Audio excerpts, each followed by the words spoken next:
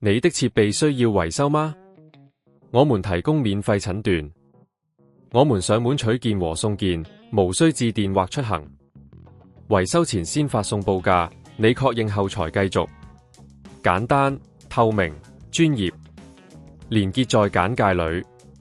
首先，確保你的 Thermomix TM6 已經關機，並且拔掉電源插頭，以確保安全。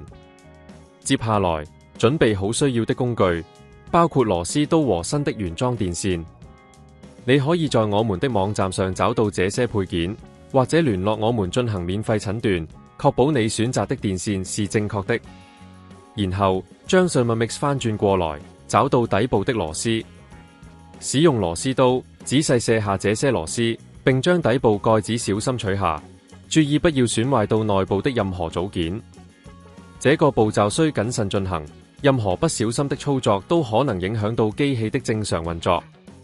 當底部蓋子取下後，找到原來的電線連接點，小心地拔出舊的電線，並將新的原裝電線插入相應的插槽，確保連接緊固，以避免未來出現接觸不良的情況。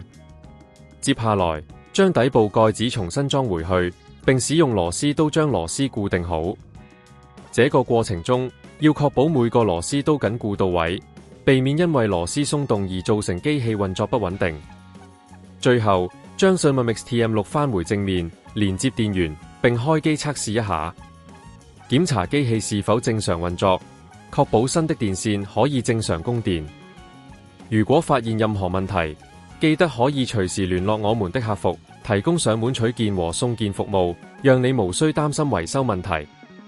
在進行任何維修前，我們建議你索取報價，讓你對維修成本有清晰的了解。這樣，你可以在維修前做好充分的預算安排，避免意外的開支。透過以上的步驟，你就可以輕鬆為你的 Thermomix TM6 更換原裝電線，讓它如新一樣運行。你的設備需要維修嗎？我們提供免費診斷，我們上門取件和送件，無需致電或出行。維修前先發送報價，你確認後才繼續。簡單、透明、專業，連結在簡介裏。